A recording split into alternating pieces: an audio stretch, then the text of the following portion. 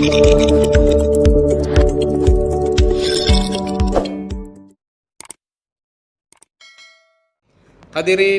jemaah Jumat yang dimuliakan Allah Subhanahu wa taala.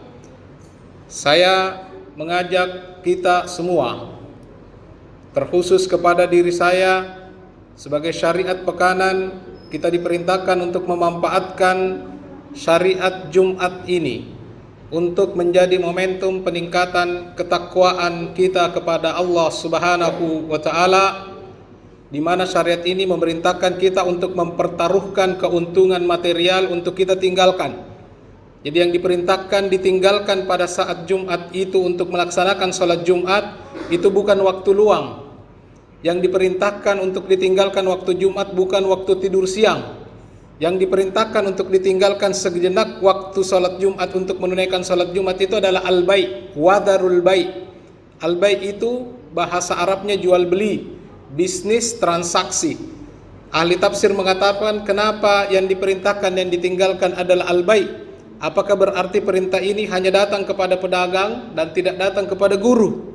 Apakah ini kewajiban hanya datang kepada pebisnis dan tidak datang kepada orang yang menjual jasa? Semuanya ditujukan kepada mereka dengan satu kalimat wadarul bai', tinggalkan jual beli, tinggalkan transaksi. Karena semua kehidupan manusia antara satu dengan yang lainnya yang disebut dengan muamalah, pasti muamalah itu berujung pada memberi dan menerima. Dan ketika seseorang menerima dan memberi, itu hakikatnya adalah transaksi. Dan semua bentuk transaksi itu demi meningkatkan ketakwaan kita kepada Allah, kita diminta untuk meninggalkannya sejenak. Itulah sebabnya setelah datang perintah untuk menunaikan salat Jumat, ada lanjutan perintah berikutnya. Jangan melanjutkan lagi sesudah salat Jumat itu dengan memperpanjang zikir dan terus-menerus menghabiskan waktu, tetapi bertebaranlah di muka bumi. Fa idza qudiyatis shalatu fantashiru fil ardi wabtaghu min fadlillah.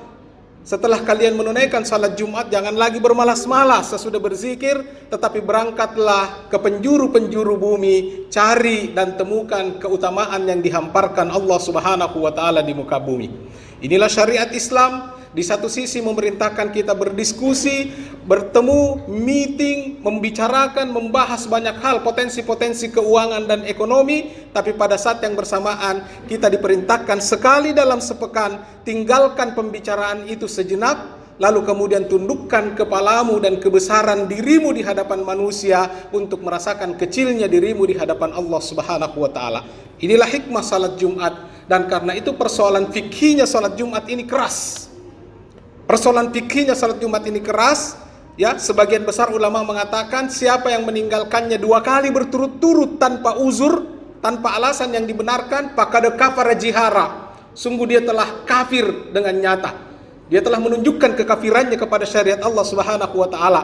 Dia telah menunjukkan pengingkarannya kepada syariat Allah Subhanahu wa taala. Tentu bagi orang yang mukim. Adapun bagi orang yang safar, terangkat kewajiban Jumat baginya. Kalau dia mau tetap memilih untuk berjumat, itu dia memilih rukhsah, karena sesungguhnya dia yang didapatkan adalah keringanan. Semua musafir mendapatkan keringanan untuk tidak salat Jumat, tapi kalau dia mengambilnya, dia bukan mengambil kewajiban, tapi dia mengambil rukhsah. Jemaah Jumat yang dirahmati Allah Subhanahu wa taala, oleh karena itu mari kita pahami kenapa semua ini datang kepada kita dalam bentuk bimbingan pekanan, bimbingan harian, bimbingan bulanan, supaya setiap orang muslim paham bahwa hari-hari yang dilewati, perjalanan umurnya adalah perjalanan yang telah disetting oleh Allah Subhanahu wa taala sedemikian rupa supaya dia paham seluruh perjalanan umurnya itu adalah perjalanan yang senantiasa dalam bimbingan syariatnya.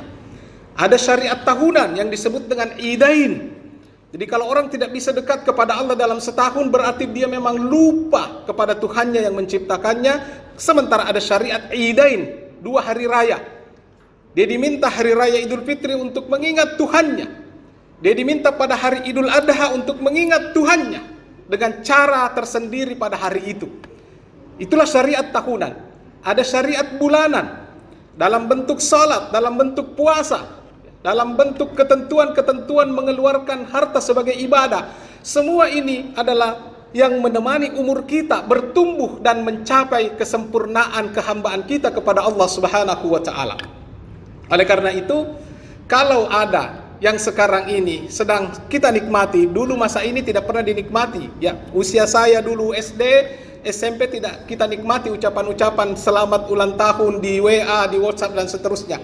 Hari ini hampir setiap ulang tahun kita mendapatkan. Kita juga tidak mengerti apa maksud orang itu selamat ulang tahun. Apa yang dia selamati? Sementara kita merasakan semakin hari kita semakin susah. Susah secara keagamaan, mungkin juga susah secara keagamaan. Sementara dia datang menyelamati kita selamat panjang umur. Yang diselamati ini sebenarnya apa kepada kita? Kita yang memiliki umur itu sadar bahwa agama kita, kedekatan kita kepada Allah tidak tambah dekat, ekonomi kita tidak tambah membaik, kesehatan kita tambah memburuk, tetapi datang ucapan itu dalam bentuk selamat ulang tahun. Tidak ada masalah karena ini adalah kebiasaan dan tradisi, tapi mari kita maknai apa sesungguhnya yang diinginkan Islam dengan umur itu. Apakah kita bertanya apa yang diinginkan Islam di atas umur itu? Sebelum kita mengenal apa yang dituntunkan Islam dengan umur, mari kita dengar bagaimana Allah menggambarkan orang Yahudi dan orang musyrik melihat umurnya. Orang Yahudi dan orang musyrik melihat umurnya adalah kesempatan untuk bersenang-senang. Ya'kuluna wa yatamatta'una kama ta'kulul an'am wan naru mathwal lahum. Urusan orang kafir itu adalah bagaimana hari ini, besok dan yang akan datang digunakan untuk bersenang-senang. Dia puaskan perutnya, dia puaskan tenggorokannya, dia puaskan kelaminnya, itu saja yang dia urus. Persis seperti binatang ternak. Persis seperti binatang ternak kata Allah Subhanahu wa taala di dalam Al-Qur'an. Wan naru mathwal lakum. Kalau itu saja yang diurus, tunggu tempat kembali mereka dengan memanfaatkan umur itu adalah neraka nanti. Oleh karena itu, diabadikanlah di dalam Al-Quran bagaimana orang Yahudi dan orang musyrik itu sangat tamak kepada kesenangan dunia untuk menggunakan umurnya bersenang-senang. Dan saking rakusnya mereka ingin bersenang-senang dengan umurnya terhadap kesenangan duniawi itu, sampai-sampai yawaddu ahaduhum law yu'ammaru alfasana. Sampai-sampai di antara mereka datang memohon kepada Tuhannya agar dipanjangkan umurnya alfasana, 1000 tahun. Jadi kalau ada puisi Khairul Anwar, aku hidup 1000 tahun, itu bukan barang baru. Al-Quran sudah menggambarkan hasrat, kerakusan Yahudi dan kafir musyrik itu. Dia minta kepada Allah lau yu'ammaru alfasanatin, agar bisa dipanjangkan umurnya 1000 tahun. Wa ma huwa bimuzahzihihi minal adabi ayyu ammar. Allah mengatakan padahal tidak ada gunanya dia minta panjang umur 1000 tahun, karena jangankan 1000 tahun, lebih lagi dari itu dipanjangkan umurnya, tidak akan mampu melepaskan mereka dari api neraka. Oleh karena itu jemaah Jumat yang dirahmati Allah Subhanahu wa taala, kalau tadi kita membahas bagaimana orang menyelamati kita, yang paling tahu kita pantas diselamati bukan orang itu tetapi kita. Kalau ucapan selamat datang semua sementara kita sendiri menyadari tidak ada kebaikan kita secara spiritual, agama kita bukan menjadi lebih baik, pengetahuan kita tentang Tuhan, tentang Nabi, kedekatan kita tentang Allah, optimisme kita tentang surga tidak ada, tetapi datang ucapan selamat dari orang-orang itu kepada kita tentang ulang tahun kita. Mari kita sadari bahwa kita jangan sampai seperti orang Yahudi dan orang kafir yang ingin menikmati umurnya bukan untuk menjelaskan dirinya lepas dan bebas dari azab Allah Subhanahu wa taala, justru untuk memperpanjang alasan Allah untuk menempatkan pada tempat yang hina. Jemaah Jumat yang dirahmati Allah Subhanahu wa taala. Nah, apabila kita sudah pahami bagaimana Al-Quran menceritakan respon orang Yahudi, orang kafir, orang musyrik terhadap umur mereka yang hanya ya'kuluna wa yatamatta'una kama ta'kulul an'am, yang hanya digunakan untuk makan, bersenang-senang dan berpuas-puas diri, persis seperti binatang yang sekedar hidup untuk mencari kesenangan tembolok dan kesenangan seksualnya, ya kesenangan biologisnya. Maka setiap muslim dipahamkan bahwa umurnya itu hendaklah digunakan untuk meramaikan. Oleh karena itu umur dalam bahasa Arab terambil dari huruf ain, mim dan ra. Memakmurkan itu juga terambil dari kata ain, mim dan ra. Innama ya'muru masajidallahi. Sesungguhnya orang-orang yang memakmurkan masjid Allah Subhanahu wa taala. Jadi antara umur dengan memakmurkan itu sama asal katanya. Apa maksudnya? supaya setiap muslim paham bahwa umur dalam pandangan Islam adalah tanggung jawab yang harus digunakan untuk meramaikan bumi sehingga Allah bangga kepada khalifah yang telah dikirim ke muka bumi ini untuk memakmurkan bumi ini.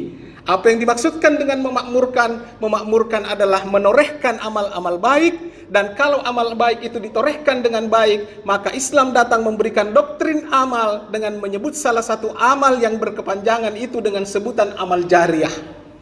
Apabila seseorang melakukan amal yang berkepanjangan ini, meskipun fisik orang itu sudah tidak ada bergerak di sekolah, tetapi amal-amalnya di sekolah itu tetap bergerak. Meskipun fisik orang itu tidak lagi datang menyetorkan sumbangannya ke rumah-rumah tahfiz, tetapi pahalanya atas berdirinya rumah-rumah Quran itu dan rumah-rumah tahfiz itu terus berjalan, meskipun orang itu sudah tidak ada lagi fisiknya datang di tempat-tempat kebaikan.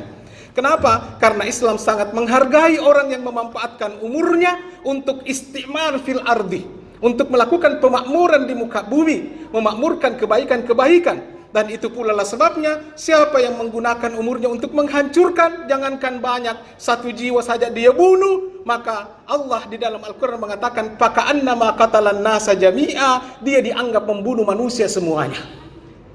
Jemaah yang dirahmati Allah Subhanahu wa taala, jadi umur pada pandangan Islam adalah kesempatan yang diberikan Allah Subhanahu wa taala agar hamba yang telah beriman ini punya alasan untuk mulia di depan Tuhannya ketika dia mendapatkan kesempatan bertemu dengan Tuhannya, dan di akhirat nanti semua hamba akan bertemu dengan Tuhannya.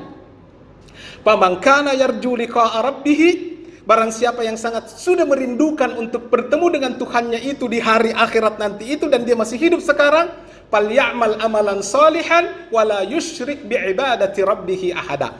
Hendaklah dia membiasakan dirinya terlibat dengan amal-amal saleh, dan ketika dia melakukan kebaikan-kebaikan itu, satu prinsipnya, jangan pernah dia mempersekutukan Allah Subhanahu wa taala dengan amal-amalnya itu. Oleh karena itu jemaah sekalian yang dirahmati Allah, amal ini menjadi catatan penting bagi kita yang masih hidup untuk mengisi umur. Dan umur yang kita jalani sekarang ini dalam pandangan Islam itu sama semuanya. Dalam pandangan-pandangan lain yang berbeda, pandangan biologi berbeda, pandangan antropologi berbeda, sosiologi berbeda, bahkan filosof membagi umur itu dengan umur objektif dan umur subjektif, umur kualitatif dan umur kuantitatif. Umur kuantitatif adalah umur yang bertambah terus, tetapi umur kualitatif adalah umur yang berat terus kebaikannya. Umur objektif adalah umur yang bisa dihitung berapa perubahannya. Tetapi umur subjektif adalah umur yang dijelaskan orang itu dia sudah melakukan apa saja. Silahkan semua memberikan penilaian, tapi Islam memberikan penjelasan bahwa umur setiap muslim sebenarnya dalam pandangan Islam adalah sama semuanya, terbentang dari kelahiran dan kematiannya. Semua sama, umur kita sama, cuma ada yang kita hitung 40 tahun, ada yang kita hitung 20 tahun, 60 tahun. Tapi hakikatnya sama semua, terbentang dari kelahiran dan kematian. Itulah sebabnya umur beban, umur taklifi dalam Islam hanya ada dua juga. Qablal bulugh dan ba'dal bulugh. Sebelum balik bertanggung jawab keluarganya, sesudah balik bertanggung jawab dirinya sendiri. Untuk mengisi umur ini jemaah sekalian yang dirahmati Allah Subhanahu wa taala, Allah memerintahkan kita untuk memperhatikan tiga hal. Yang pertama, perhatikan kebaikan. Kalau kebaikan hari ini yang kita lakukan lebih baik dari kemarin, maka kita disebut sebagai pribadi yang beruntung. Dan kalau kebaikan hari ini kita hitung ternyata sama dengan kebaikan yang kita lakukan kemarin, maka kita dianggap manusia tertipu. Dan kalau hari ini lebih buruk daripada kemarin, maka kita disebut sebagai manusia terlaknat, manusia yang dilaknat.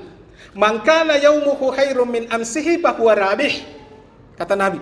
Barang siapa yang harinya hari ini lebih baik dari hari kemarin, itulah orang yang beruntung. Wa man kana yaumuhu mithlu amsihi, dan barang siapa harinya hari ini seperti kemarin, fahuwa maghbun, itu adalah orang yang tertipu, dia pikir baik padahal tidak. Yang terakhir, man kana yaumuhu syarrun min amsihi, siapa yang harinya hari ini lebih buruk daripada hari kemarinnya, fahuwa mal'un, maka dia adalah orang yang terlaknat. Oleh karena itu, ada ajaran Islam yang datang untuk memperbaiki kesalahan kita menatap tiga umur ini yang disebut dengan momentum husnul khatimah. Seburuk apapun masa lalu kita, jangan pernah menghakimi diri kita sudah pasti menjadi ahli neraka. Tidak ada jaminannya. Begitu juga yang baik terus dalam waktu yang panjang, lalu kemudian merasa pasti sudah menjadi ahli surga, juga tidak ada jaminannya. Karena di dalam satu hadis Nabi mengatakan, boleh jadi ada salah seorang di antara kalian yang beramal dengan amalannya ahli surga, tetapi Allah takdirkan di ujung kehidupannya dia melakukan amalnya ahli neraka dan mati dengan amalnya ahli neraka, padahal lalu dia masuk ke dalam neraka.